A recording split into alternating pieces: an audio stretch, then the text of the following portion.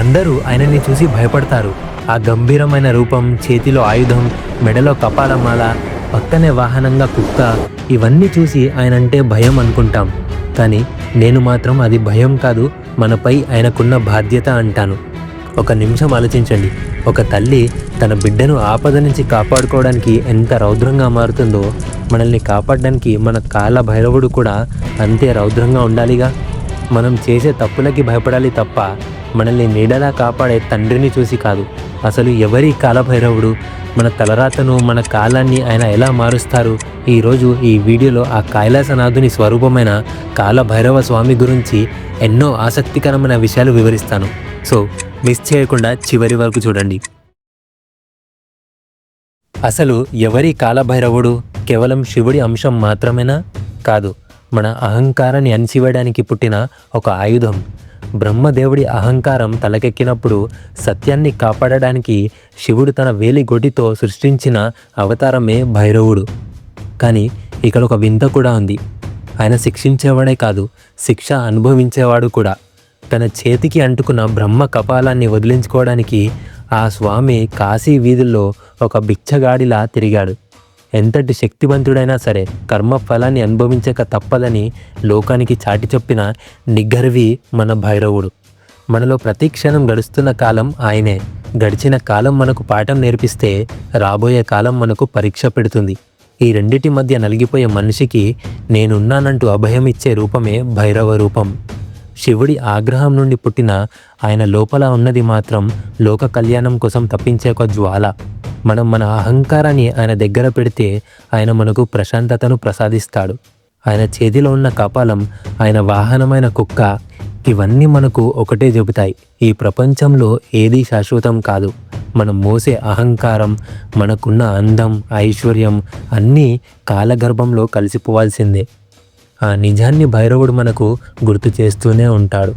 ఈ రోజుల్లో మనల్ని వేధిస్తున్న అతిపెద్ద సమస్య భయం. రేపేమవుతుందో అన్న భయం, శత్రువుల భయం, అప్పుల బాధ, వీటన్నిటికీ విరుగుడు కాలభైరవ ఆరాధన. కాశీ క్షేత్రానికి ఆయనే రక్షకుడు.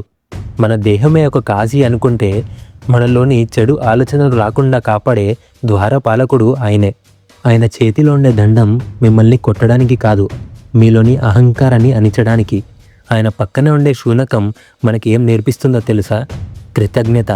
మనం చేసిన చిన్న మేలుని కూడా మర్చిపోకుండా మనల్ని కాపాడే గుణమైనది. ఒక్కసారి మీరు భైరవ కవచం చదువుకున్నా లేదా ఆయన నామాన్ని స్మరించిన మీ చుట్టూ ఒక అదృశ్య శక్తి రక్షణగా నిలబడుతుంది. కాల భైరవుడు అంటే కేవలం శిక్షించే దేవుడు మాత్రమే కాదు, ఆయన కాలానికి అధిపతి. మన గతాన్ని తుడిచేసి భవిష్యత్తును ఇచ్చే దాత. చాలామందికి ఒక సందేహం ఉంటుంది: నేను ఎన్నో తప్పులు చేశాను, స్వామి నన్ను దగ్గరికి రాణిస్తారా అని. గుర్తుంచుకోండి, ఆకాశం నుండి పడే వర్షపు చుక్క బురదలో పడినా, గంగలో పడినా, సూర్యుడు తన కిరణాలతో దాన్ని ఎలాగైతే పైకి తీసుకెళ్తాడో, మీరు ఎంతటి కష్టాలలో ఉన్నా, ఎన్ని పొరపాటులు చేసినా మనస్ఫూర్తిగా భైరవ అని పిలిస్తే చాలు, ఆయన తన కరుణతో మిమ్మల్ని హక్కున చేర్చుకుంటాడు. స్వామిని ప్రసన్నం చేసుకోవడానికి పెద్ద పెద్ద యజ్ఞాలు అక్కర్లేదు.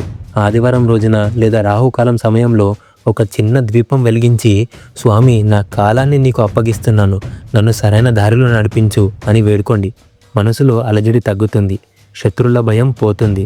ముఖ్యంగా ఎవరైతే ఒంటరితనంతో బాధపడుతున్నారో వారికి కాలభైరవుడు ఒక గొప్ప స్నేహితుడు. ఆయన రౌద్ర రూపం వెనుక ఒక అనంతమైన ప్రేమ ఉంది. ఆ ప్రేమని ఒక్కసారి రుచి చూస్తే మీరు ఇక దేనికి భయపడరు. కాలం ఎవరి కోసం ఆగదు, కానీ ఆ కాలాన్ని శాసించే కాలభైరవుడు మీ తోడుంటే మీ కాలం ఖచ్చితంగా మారుతుంది. మీ జీవితంలో చీకటి తొలగి వెలుగు వస్తుంది. ఈ వీడియో చూస్తున్న మీ అందరికీ ఆ కాలభైరవ స్వామి ఆశీస్సులు ఉండాలని కోరుకుంటున్నాను.